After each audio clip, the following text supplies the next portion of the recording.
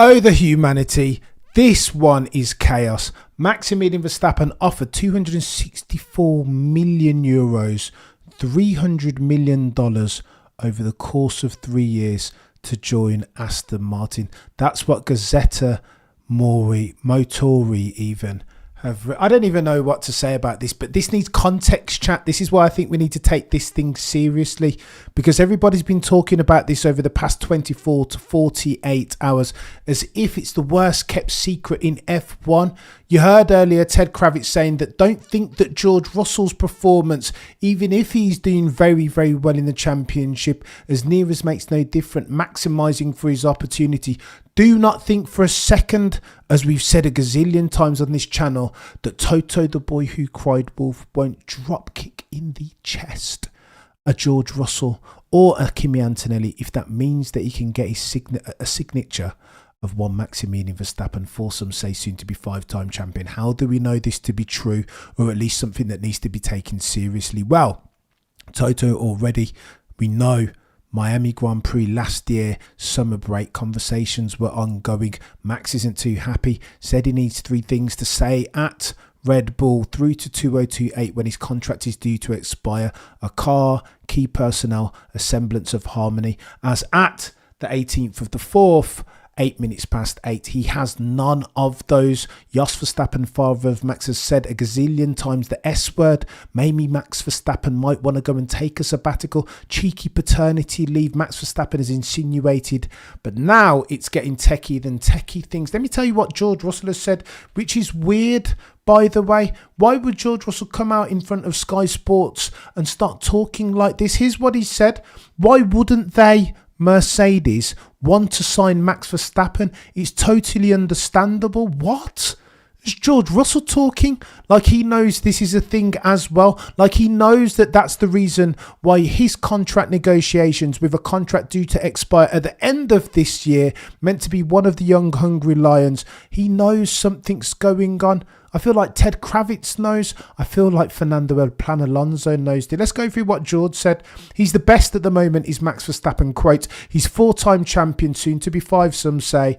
Quote, that's not anything against me or Kimi Antonelli. There's 2 drivers for every team and he is one person. What are we talking about here? This is George Russell talking, for Pete's sake. Of King George Russell of Kings Lynn, Norfolk. What?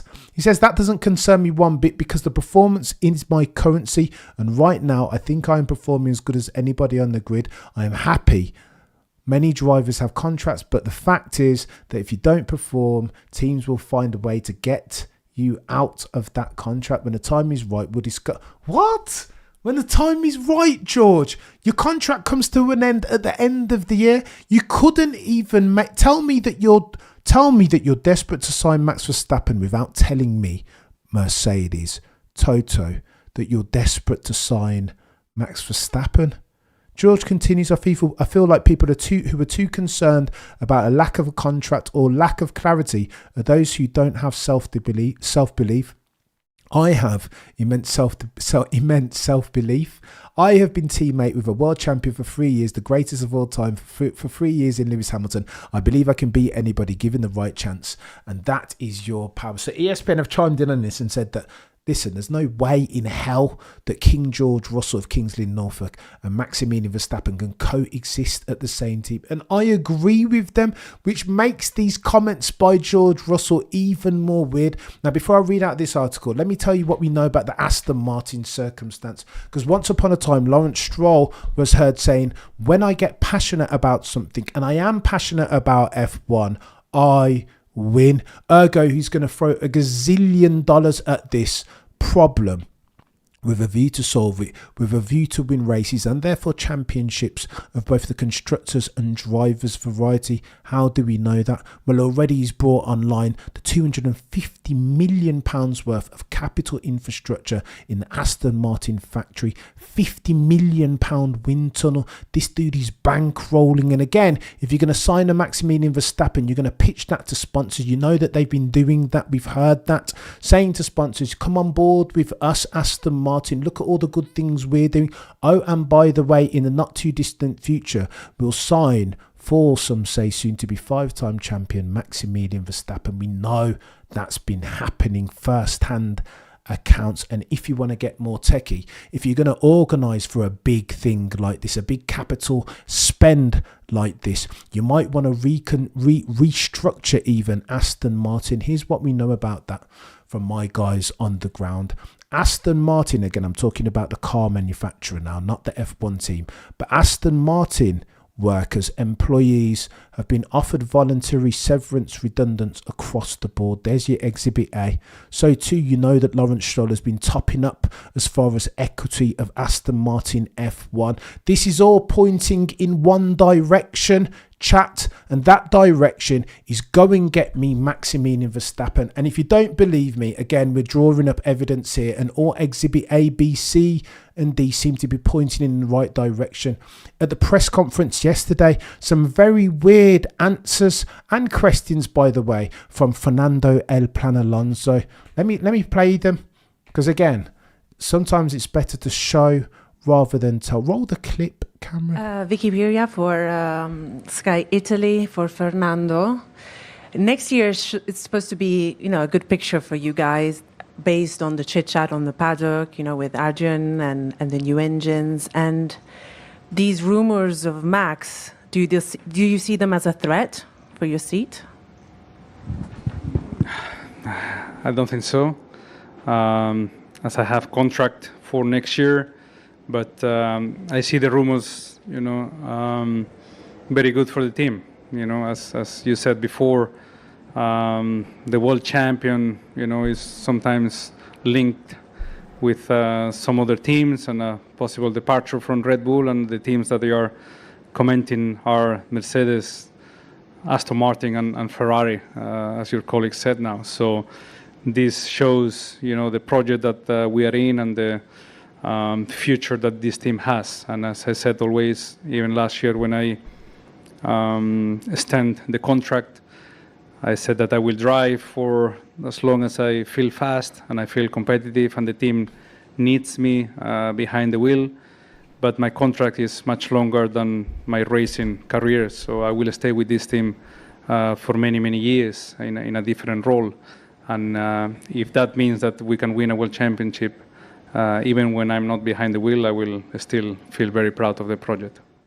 Let me tell you what I think of that. That doesn't even sound like Fernando Alonso, not the 2005-2006 champion. That sounds like a dude who's admitting defeat, that he knows something, just like when he was having a conversation around a table, a filmed one with his old mate Pedro de la Rosa, about whether Adrian Newey was coming to the team. You remember even they played that gestures game, Pictionary. Adrian Newey was one of the clues, and Pedro de la Rosa said, you'll be fantastically happy, ecstatic if he comes to the team, to which Fernando Alonso responded, Adrian Newey. Now, though, that Alonso's talking like that, it feels like he knows something, like he's admitting defeat, like he knows that in the very not distant future that there is a person that Lawrence Stroll, his paymaster, is looking to sign, and that will mean that he'll have to take a back seat, as if they've already discussed it, that there is some news coming, potentially Max Verstappen in conjunction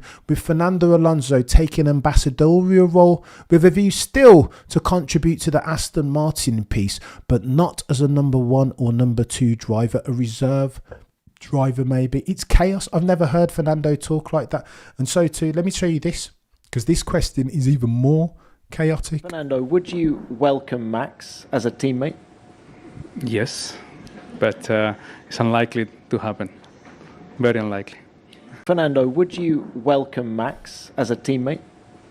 Yes, but it's unlikely to happen. Very unlikely. So there's two strands at that, chat.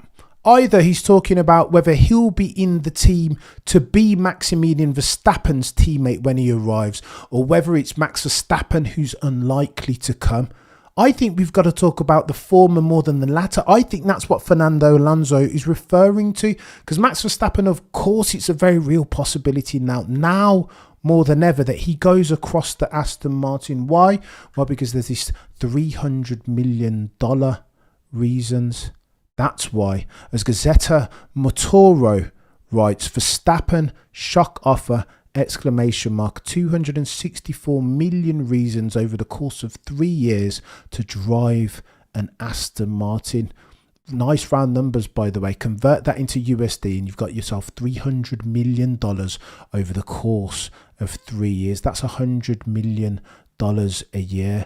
That, again, if I'm connecting dots, apophenia potentially as far as causation. That's why Lawrence Stroll is getting his affairs in order. Severance, voluntary, offered to everybody whilst they try and cut cost across their organisation. Lawrence Stroll financing and acquiring more shares of Aston Martin F1 as we speak. Let me read this article out to you because this is chaotic, chat. And again, we've known that this is potential, right? That there are push factors as far as Max Verstappen and that car, the RB21. So too the Harmony. Christian Horner will implode that team if he stays, said Jos Verstappen. But now more than ever, since that car is a dog, an SH1T box at best, mercurial and temperamental at worst. Now more than ever, you've got to take this thing seriously. Again, all F1 journos are created equally for context, but some are created more equal than others. Gazzetta Motori say, and I quote, a mountain of money for the deal of the century. Oh, the humanity. I cannot believe I'm reading this today. This is chaos. Absolute chaos. The operation that would bring Max Verstappen to Aston Martin has truly astronomical figures. The Dutchman, determined to leave Red Bull at the end of the season, 2026 settings, would find himself signing the richest contract in the history of Formula One, $300 million for the next 3 seasons, 2026, 2027 and 2028. That's the equivalent of 264 million euros. It might seem like a fantasy, but it is a reality for the simple fact that the mega transfer would be financed by sovereign fund of Saudi Arabia, and they have a gazillion dollars ready to throw at this problem, do they not? The article continues, determined to acquire ownership of the team from the Canadian magnate Lawrence Stroll, who has expressed intentions of selling. What is going on here, chat? And again, connect the dots. We heard a rumour that Saudi Arabia were potentially trying to acquire a team, an Aramco titled team. You've seen Aramco on the back of that rear wing at Aston Martin, right? Something's going on. There's me. I thought Lawrence Stroll was looking to stay in this, but there are things going on that I don't even understand organisationally even.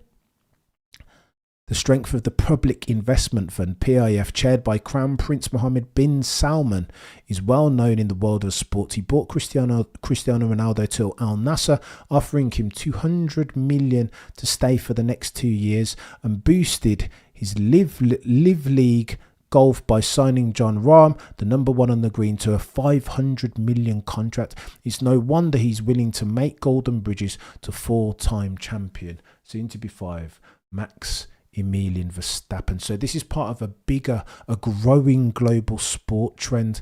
If you're a boxing fan, you know about what Turki Al-Sheikh is doing, making the biggest fights in boxing history by throwing money at the problem.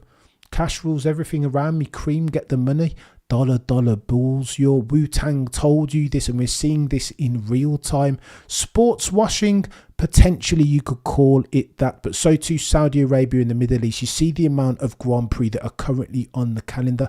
Mention no now in Saudi Arabia this weekend, Bahrain too. It's becoming a trend. This article continues.